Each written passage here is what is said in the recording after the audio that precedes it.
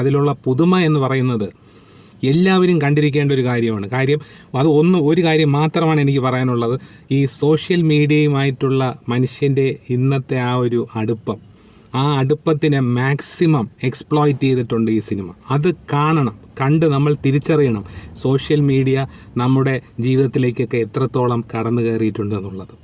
എന്തായാലും ഇത്രയും നാളത്തെ കാത്തിരിപ്പിന് ശേഷം വന്ന പ്രിൻസ് ആൻഡ് ഫാമിലി എന്ന ദിലീപ് ചിത്രം കുടുംബസമേതം തിയേറ്ററിൽ ഞാൻ കണ്ടുകൊണ്ടിരുന്നപ്പോൾ ഞാൻ കണ്ട കാര്യവും കേട്ട കാര്യവുമാണ് ഞാൻ പറയുന്നത്.